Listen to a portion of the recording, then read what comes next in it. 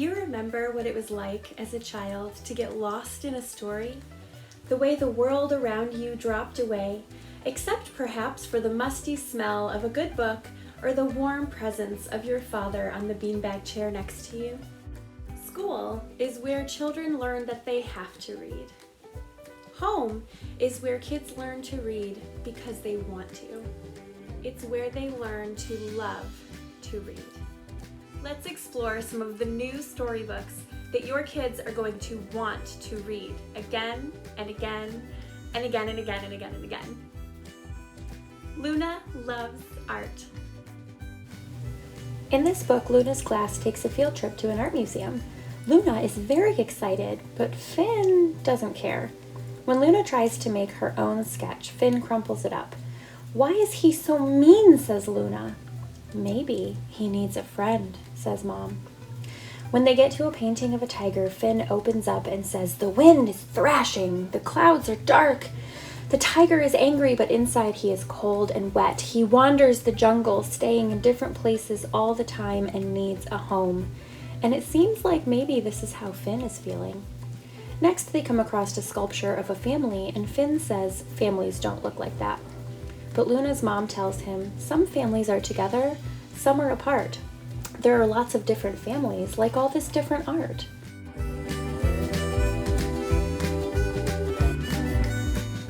The perfect shelter.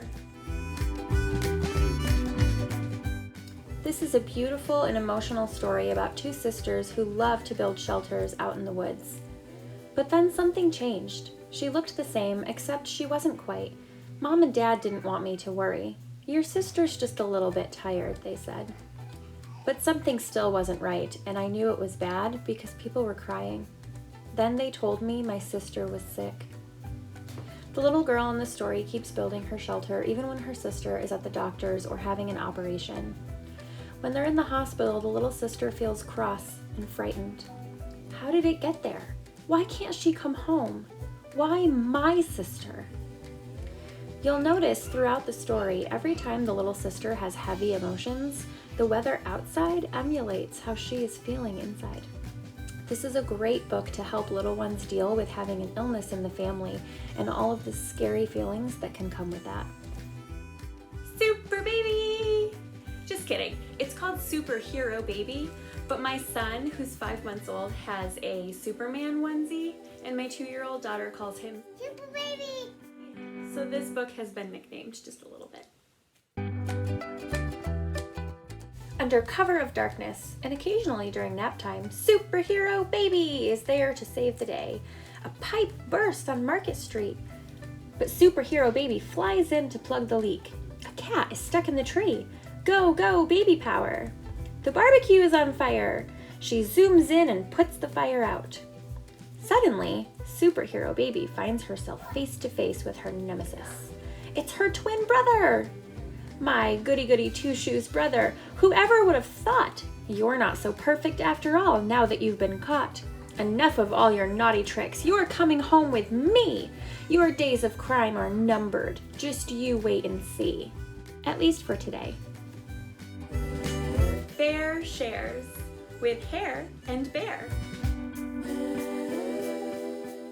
Hare loves pears, but oh no, she can't reach them, and neither can Bear.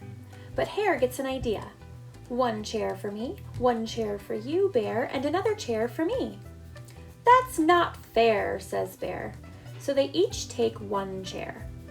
Now Bear can reach, but "I still can't reach a pear. This doesn't feel fair at all," said Hare. Then a tiny beetle says, "I just thought you should know that giving everybody the same thing isn't always fair. Hare needs 2 chairs to reach pears, but you, Bear, only need 1. So everybody was happy, even the beetle who got to eat his fair share of chairs. I want to dance. This is a beautiful story about a little rabbit who watches a ballet class and one day decides to join in. Little Rabbit's friends see how much fun she is having and they want to join the class too.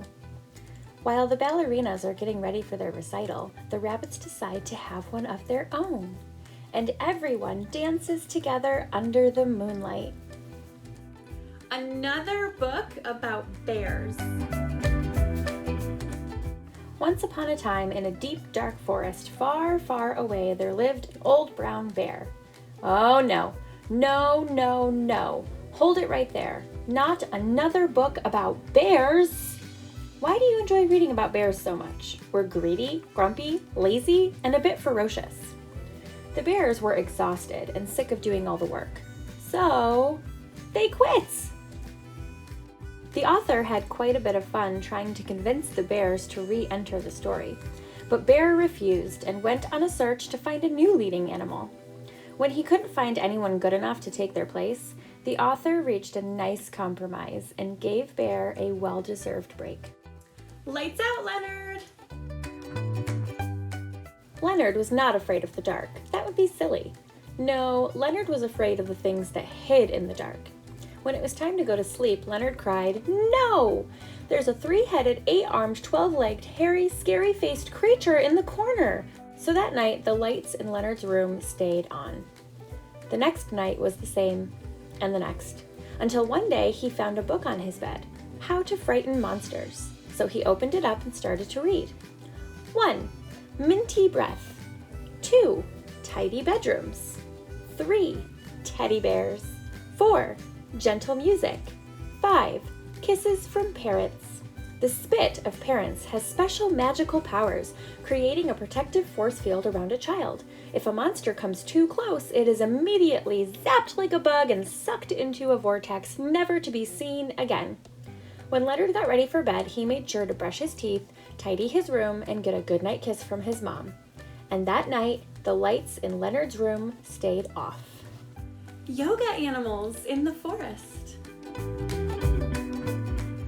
Bear travels through the forest and meets many different animals who teach her how to do yoga. Then it's your turn. On the bottom of each page, there are instructions to follow the pose. This book is a great activity that you and your kids can do together to practice patience and mindfulness. Bear learns to wake up like rabbit, balance like a bird, stretch like chipmunk, and many, many more, until at the end of the story she is ready to sleep like a bear. In the back, there's a chart with all of the poses and their benefits. Draw me a story.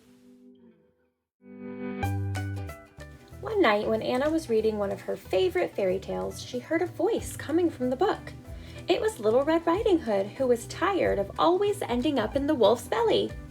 So, Anna drew her a new story. Soon, all the main characters of her books wanted a new story. So Anna got to work with markers and a notebook because she felt bad about drawing in her books. The Big Bad Wolf, the 3 Bears, and the Wicked Witch all wanted new adventures too. So once again, Anna drew and drew and drew, and she never stopped. And that's how Anna became an illustrator.